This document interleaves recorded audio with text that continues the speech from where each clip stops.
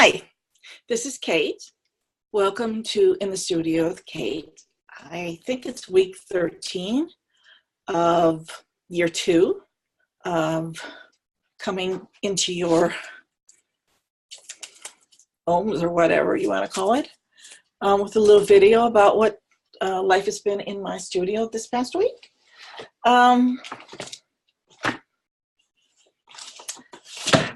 I didn't show this last week, even though it was finished, so I forgot. But anyways, this is my second face in the 100 Faces project that I'm planning on doing this week. I think, to me, she looks like a young Morticia Addams. Or, you know, because she's very pale and very dark. But I like the way she turned out. I thought she turned out very nice. Pleased with that. Oh, this week, I haven't really sat down and done a lot of art, it seems like. But what I have done is kind of like this spontaneous stuff. And let's see if everything I'm looking for is right here. I was reading Ross Stendhal's blog this week, and she talked about doing these warm-ups, instant, portraits, just to get you your movement going. Sorry for moving out of the, okay. Just to get your muscles warmed up. And so when I was reading that, this Great Tone sketchbook was right on my table, and I thought, I'm going to do that. I'm just not going to think about it. I'm just going to grab an image that I've been working on in this cross-hatching class. And so this is my guy. Okay, that was what I was doing. And this is what I did. I didn't spend a whole lot of time on it. I think he's got a little fatter face than that. And I just thought it's just a warm-up. So put it away, but I keep tweaking it a little bit. But that's my guy in his hoodie, and it doesn't really look like a hoodie, but it was a fun exercise. Just do a portrait quick. And then today I was on a call for something else, and I had this image that I wanted to use for one of my faces. I think it's sitting right over here that I got off of Unsplash. And I really like the look of her. I'm going to try and paint her because I like that over-the-shoulder, serious look. And I thought, I feel like drawing her as well. So I was sitting in my office and had this sketchbook available, and I just drew it in charcoal. And I didn't have any blending stump or anything, so I was using my fingers. But anyways, it's not a great portrait or anything, but it's just an example of just doing some art quickly with whatever is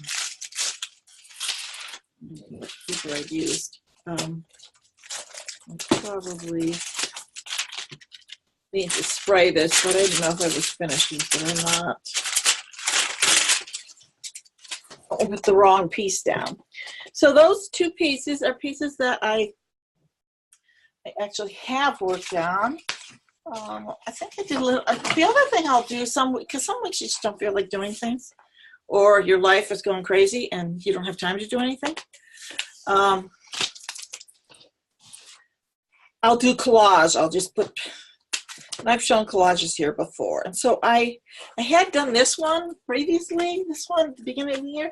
And so I just tried to extend the color to the other side. It isn't anywhere near being finished. I put a stamp on it. That's about it. But it's quite fun. Sometimes just slapping paint around for no reason, and doing collage is sort of fun. So what I had done yesterday, was it yesterday? Yeah, yesterday I took myself to the movies, and I went to see, you can tell where I went to see Mary Poppins. And then I found this image in the Wee Moon date book, and I thought, I'm going to do a Mary Poppins page, because going to see Mary Poppins by myself was one of my intentions for the year, which is, I can never get my husband to go to the movies. It's frustrating. And so, I do have friends that sometimes I call, you want to go see something, and that works out, but that just hasn't worked lately. And so I thought, I'm just going to go to the movies by myself. And I have made a goal to go to the movies once a month. It's kind of funny that I have to make that goal because I love movies. I'm just finishing doing a challenge on Facebook, which is to share 10 favorite movies or movies that some kind of impact with you. And I have one more day to do, and that's been lots of fun. It's made me think about movies across my lifetime. So I did some very young ones when I was young, and some current ones, and some in the middle, and it was kind of fun. Anyways, excited that I've started making that intention happen. So looking forward to going to see more movies that I want to go see. I'm just going to go by myself. It's okay. Not a biggie. And a couple new tools I just thought I'd share.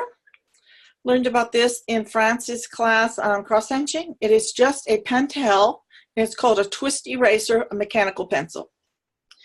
And you see the eraser right here. It doesn't twist to collapse it because it's brand new. But it has this little, let me see if I can show you. This little dial here, and you twist the dial. And see, I can make the eraser bigger, or I can make it smaller. And at some point, it's going to go all the way inside the pencil, and then I won't see it anymore. And then it'll be just a little more protected. But it's a nice little mechanical pencil. I found it. We have a store called Fred Meyer. I think I got these at Fred Meyer, but probably any department store. You know, and they have the one where you advance the lead by just pressing this little piece right here. And I think 2 of these were like $3 or something. They were really inexpensive. This thing I got, I don't know if you run into this, you're at a store, craft store, and you got a coupon, and you go to buy something, and they put what you wanted to buy on sale, so you can't use the coupon. So I thought, I'm going to come away with something, and I couldn't think of anything that I needed. So I bought this newfangled eraser. It's by Faber-Castell. You see it? It's got this little loop in it. I don't know why they have a loop in it, but so you just swing the eraser out. So then you can use the eraser like this, or you could even use the eraser like this. And then when you're done, you just put it back in there, and that stays clean. I don't know about you, but my white erasers always end up looking like this. Okay, you know, before long they look black and dingy, and then you kind of have to erase the stuff off the eraser to use it. Otherwise, everything turns black. So, but anyways, those are 2 kind of fun gizmos that I bought this past year. And I did talk about just slapping paint on. I'm trying to think if they're back there. Oh, if you look right back in my bookshelf, you can see all those red. They look like books, but those are prepped canvases so that I can do more faces. So I have 10 of them prepped now, ready to go. In this process, starts with red. So I did a couple orange and a couple red orange and a couple red. See if there's a difference. I don't know if there is when you're starting out. So just gessoing those canvases and putting the paint on them was kind of enough to be excited about doing something. So if you find yourself, it's winter and it's kind of boring and dull, and well, unless you live in California or the deep south where it's probably warm. Although my friend Ginny from Atlanta, a lot of times she tells me it's cold there. So, but if you're not in a warm climate, winter gets old after a while. And you just sometimes need something to get you moving. And slapping paint around or slapping charcoal around, something like that. Let's see if I can grab this. Okay, I don't think I ever showed these. And since I have a little bitty, these are some handmade watercolors. They're made by Wildthorn. If I showed them again, oh, bear with me. Okay, they're made by Wildthorn. Here's a little chart I made with them. Okay, so they're all blue, green, sea kind of things.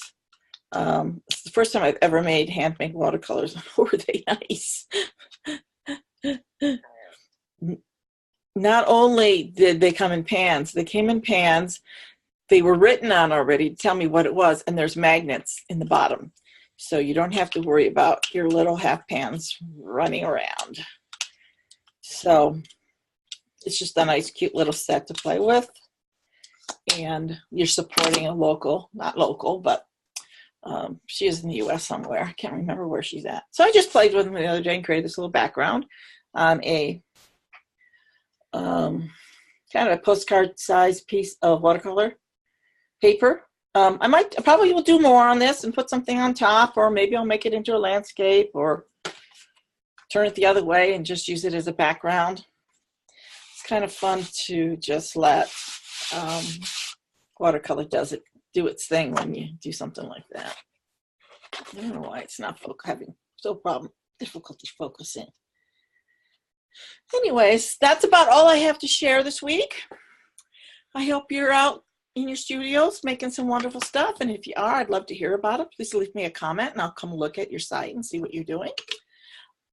And if you're not doing anything, try my idea of just gluing some paper down, slapping some paint around, something just to get those creative muscles moving, and then it'll get you going and making art like you want to be.